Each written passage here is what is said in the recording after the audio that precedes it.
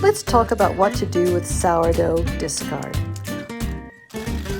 Only 50 grams of starter is used when feeding with fresh flour and water. There's approximately 200 grams of old starter remaining. This is referred to as the discard. Rather than putting it in the compost bucket, I like to make sourdough crackers with it. The three main ingredients are sourdough discard, all-purpose flour, and olive oil.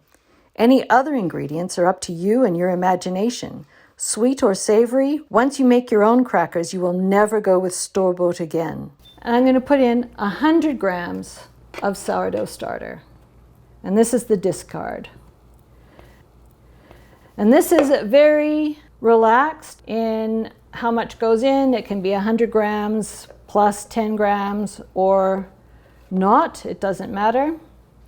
I'm going to take 60 grams of all-purpose flour and add that in. And if your starter is a bit runny, add a little bit more. If it's a bit thick, you can do a little bit less.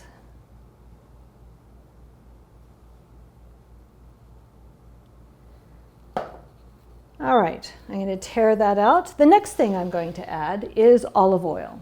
And it will take 25 grams of olive oil.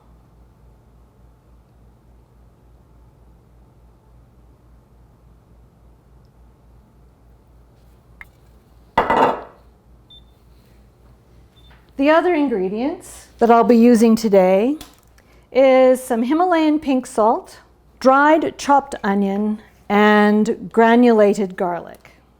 So there'll be a scant half teaspoon of salt, a full teaspoon of dehydrated onion, and a quarter of a teaspoon of garlic. And then I just mix it up. And like all breads, it does need a little bit of a rest period after you mix it together before you roll it out and cut it up and put it in the oven. But I do have some ready to go. This has now been worked. And you've activated the proteins a little bit, and I'm going to wrap it up in some cling film and let it rest.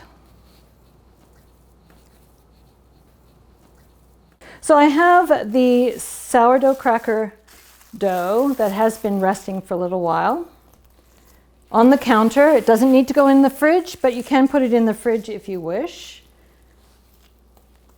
And then basically I center it in the middle of a mat, or I find a mat works better than parchment paper, but it is up to you what you would like to do, what works best. And then I just roll it out. And this rolls out. You have to keep working it. Be careful, sometimes it sticks, but it's okay because these are rustic crackers. They are not going to look perfect on the sides necessarily, so you just do what you need to do to get it flat. Now, from a height, so you can get a good disbursement and yet not use too much salt, sprinkle a little salt, take a pizza cutter and cut it into squares. I turned my oven on to 350, and then I will put this in for 9 minutes and then turn the oven off and leave the tray with the crackers inside so that they dry out and crisp up. Then you will have a lovely cracker at the end, and it'll be hard not to have more wine and more cheese. This is what the final product looks like. They're rustic. It's a free-form cracker. If you don't have a pizza cutter, you can use a knife. Or if you wish, you can bake it and then break it up afterwards.